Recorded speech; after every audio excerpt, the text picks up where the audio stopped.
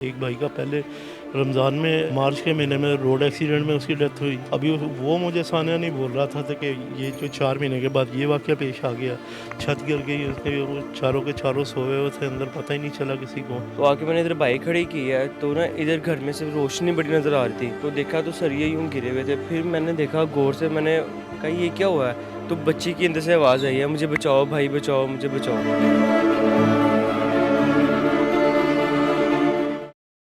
नाज़रीन, मैं लाहौर में गड़ी शाह के इलाके में मौजूद रेलवे कॉलोनी में मौजूद हूँ और यहाँ पर अफसोसनाक वाक़या पेश आया। मेरे पीछे आप एक घर देख सकते हैं जिसकी छत गिरने से 3 लोग, एक बेटी और माँ बाप की मौके पर जो है वो डेथ हो चुकी थी। अब ये रेलवे कॉलोनी और यहाँ पर कुछ लोगों ने जगह खरीद कर अपने घर बनाए हुए हैं और कुछ लोग जो हैं वो रेलवे के क्वार्टर्स में रहते हैं। लेकिन ये जो घर हैं ये सारे पुराने बने हुए हैं। मेरे साथ उनके भाई मौजूद हैं। बहुत अफसोस हुआ। मुझे बताइएगा कि ये घर आप लोगों का आबाई घर है, कब से इस घर में रह रहे हैं? हम यहाँ पे पाकिस्तान बनने से पहले के रह रहे हैं।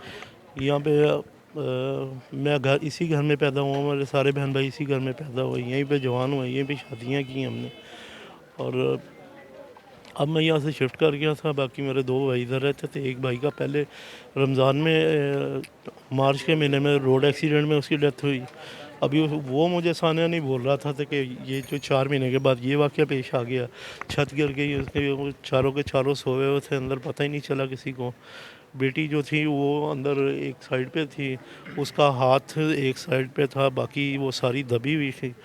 जब उसको थोड़ा सा होश आया, उसने हाथ से मट्टी हटाई और फिर उसको सांस बहाल हुआ तो उसने दीवार, अल्लाह की तरफ से ही एक बच्चा आया है जो रात को काम करता है। वो सुबह आके उसने इधर बाइक खड़ी की विंडो के पास।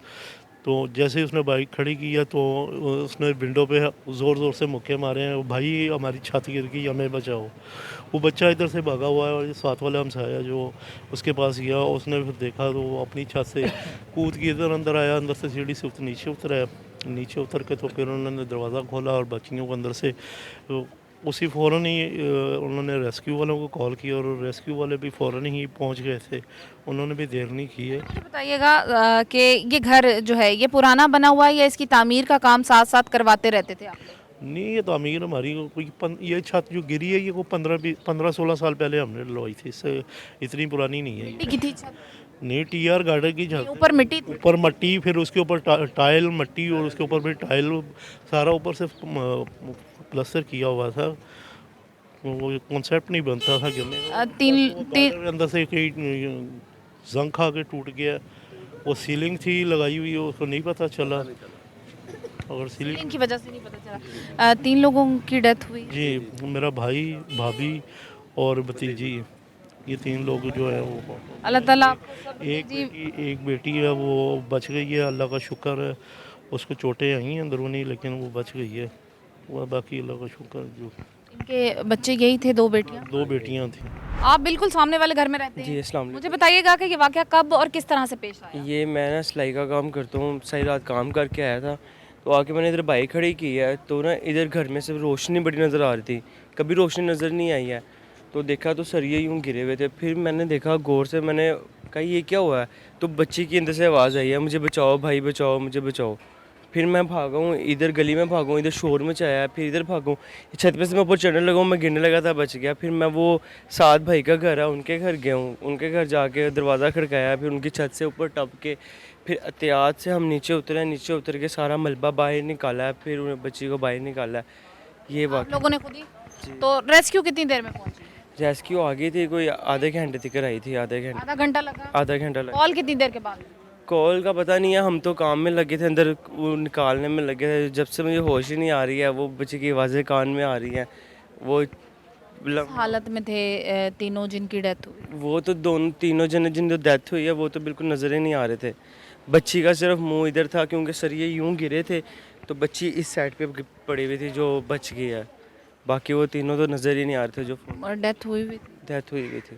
यहाँ के रिहायशी मेरे साथ मौजूद है। मुझे बताइएगा कि ये कितनी पुरानी सोसाइटी है, कितना पुराना इलाका है? ये पाकिस्तान से बनने से पहले का ही है, लेकिन जो बाद में जो हमारे दादा परदादा थे उनके वक्त का है ये। और ये घर जो बने हुए हैं यहाँ पर तामीर पुरानी है?